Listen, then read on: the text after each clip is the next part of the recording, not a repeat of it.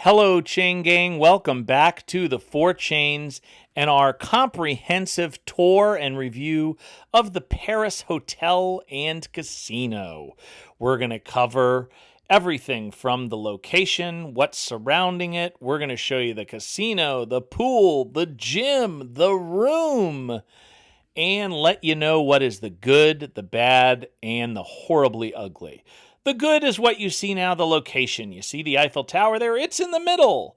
The Paris Hotel is located right across from the Bellagio, and it is in the center of it all. Now, I would say that if you are playing the World Series of Poker, it's even more convenient because the World Series of Poker has a lot of poker players, and you don't want to have to navigate them more than you should. And all of the poker tournaments are being held at both the Paris and the adjoining Horseshoe Casino. They provide a map right there for where you can go, and it does cut down on your walking time. I like the restaurants. This is not in Paris, but it is a very short walk. It's Giordano's. It's our favorite pizza in Las Vegas. When we're downtown, we like to go to Pizza Rock, but this is a real treat that we do once every trip. It's expensive, but in my opinion, worth it. A lot of people like the fact that also within walking distance is a Subway and a McDonald's and a Taco Bell, but what they sometimes miss is in Miracle Mile shops this, Ocean One. This is the most expensive option, which is dinner, but even at that, they have inexpensive fried calamari. Angie got the striped bass. That was only $18.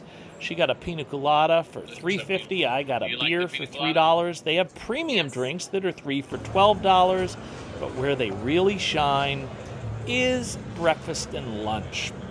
We went there for both. Here's some footage from the breakfast.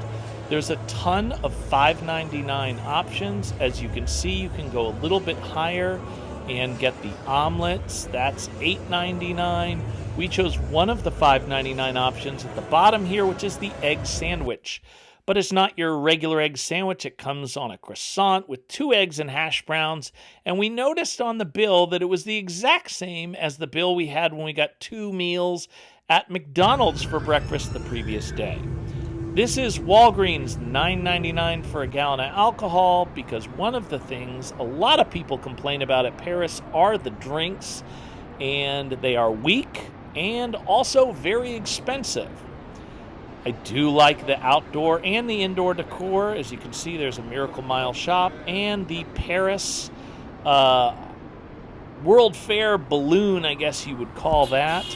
What attracts most people are the half-scale versions of both the Arc de Triomphe, which you see here, and you've probably at least seen it during Tour de France broadcasts, and the iconic half-scale model of the Eiffel Tower.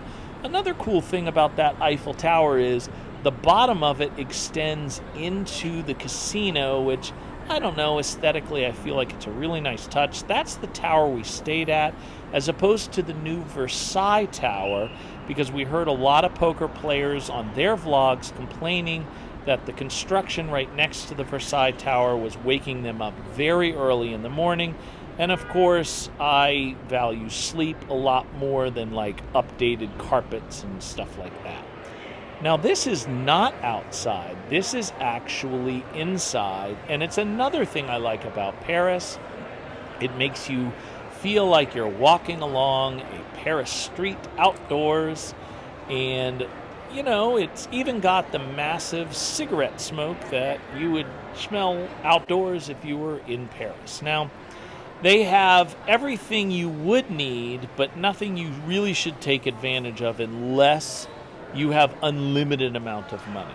You see Nobu seafood there. That's considerably more expensive than Nobu in LA. Same thing with Bobby Flay Burgers. A combo meal there is $42, so that's brutal. The sundry shop, once again, where you got the liquor, you can go to Walgreens and get anything, which I would definitely recommend you doing and stocking up. They have massages, they have oxygen bars, they have, as you're going to see here, this aromatherapy, They have clothing shops, jewelry shops, everything that you might want if, like I say, money is no object. By the entrance of the World Series of Poker is this Monte Cristo cigar shop. I did see some poker players buying cigars in there. I asked them if it was a good deal. They answered in the negative. Okay, let's look at the casino. Now, there were some people complaining about the fact that all of the table games were high limits, but I think that's true of essentially every casino on the Strip, so I'm not going to count that as negative. There's also lots of machines. This is the sports book. That's actually the cheapest way to get drinks because, like most casinos, if you bet $100, they give you a free drink coupon.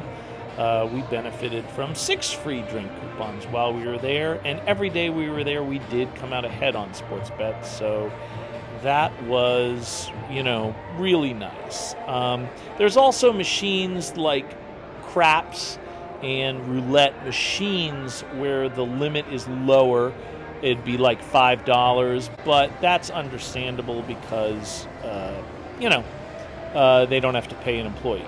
You saw earlier there the rideshare sign. That is past the restaurants, in between the restaurants and where the poker is being played. They make it very inconvenient, and that's a sign, as you look at the rest of the casino, of the customer service to come.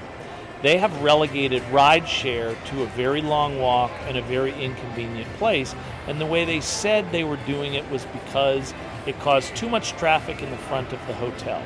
Unfortunately, that doesn't make any sense because in order to exit the facility, you have to go from the rideshare location through the front entrance. So the amount of traffic is actually exactly the same.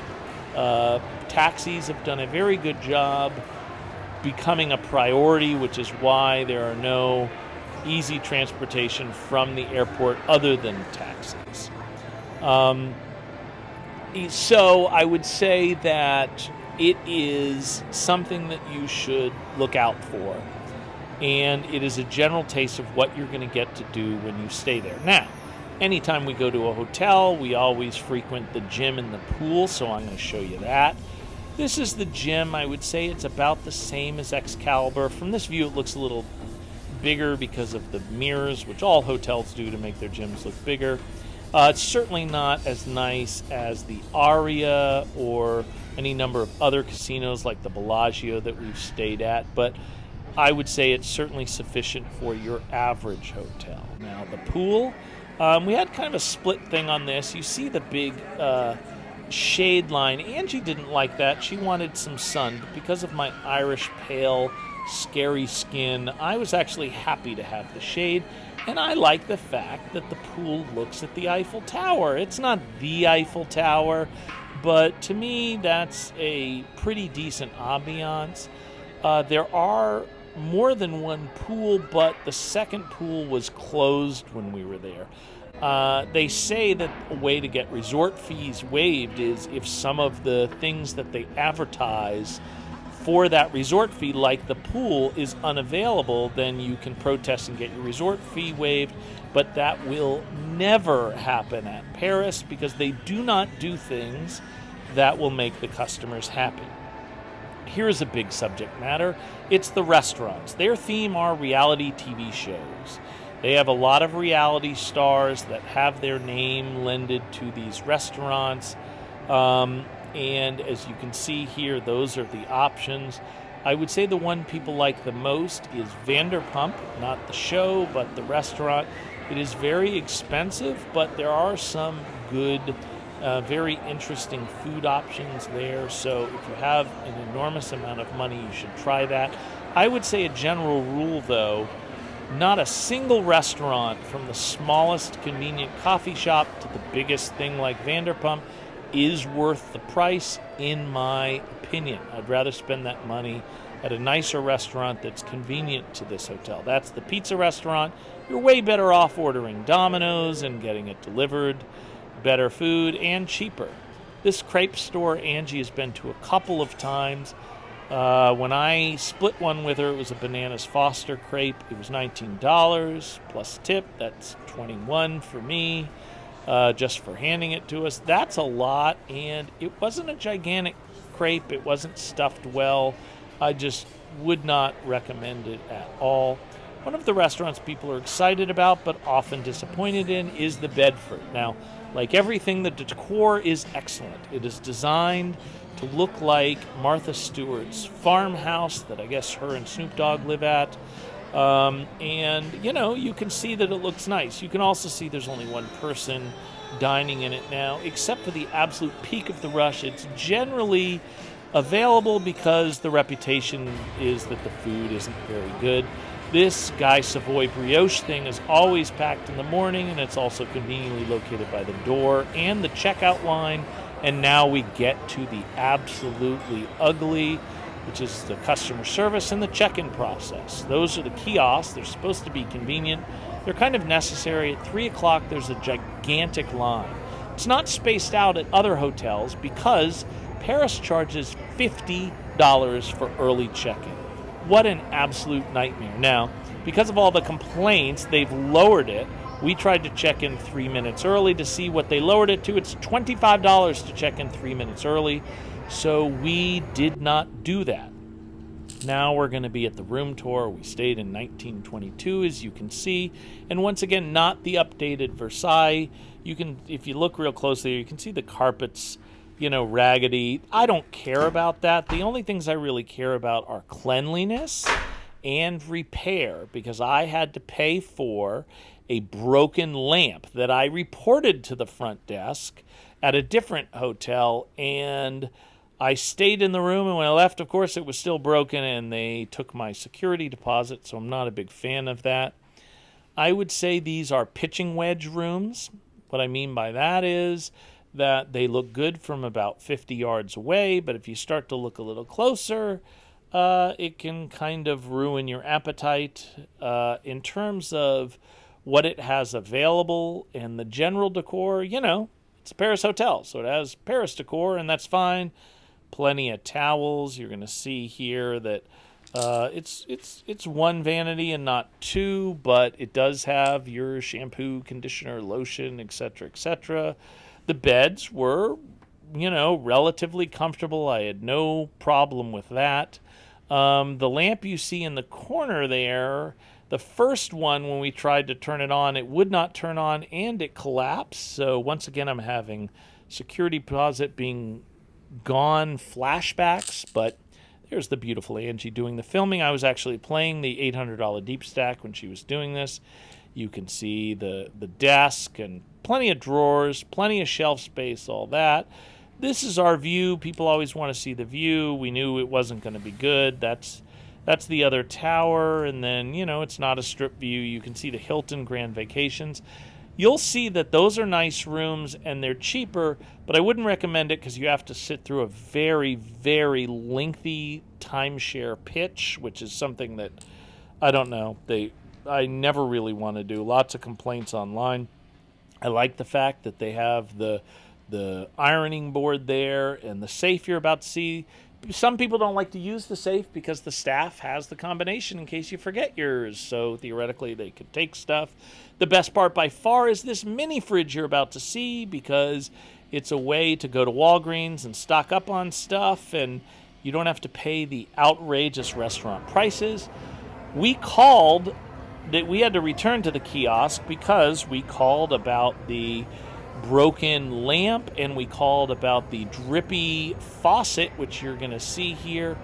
They said they'd send somebody up. They didn't. 2 hours later, we called maintenance and said, hey, you're supposed to be here. They said they would expedite it, or the front desk who said they'd have it expedited. 2 hours later, they hadn't shown up. We called. They said they'd expedite it. We said we tried that. It doesn't work. They contacted management and then got back to me and said that management would be there in 72 hours, so I demanded a room change. Dude. That was a mistake. As you can see, the previous occupant's hair and lungers were in the tub. Everything was very dirty, and I just decided to give up and stay there. Here's a picture of the vent. Yuck. Okay, so bottom line, if what you care about is location, and it is the only thing you care about, and you have unlimited money, although if you have unlimited money, not sure why you're staying at Paris, but this could be an option. But I would say that if you care about your room, if you care about customer service, if you care about dining options that don't leave you sick to your stomach, if you care about those kind of things, then my advice to you is run. That's right, buddy. What the hell? You better run. Get out of here. Go to a different hotel. As, by the way, I'm about to, so stay tuned for that video because I'm getting a different hotel despite the inconvenience. Is everything okay? Am I exaggerating? Nope, not okay.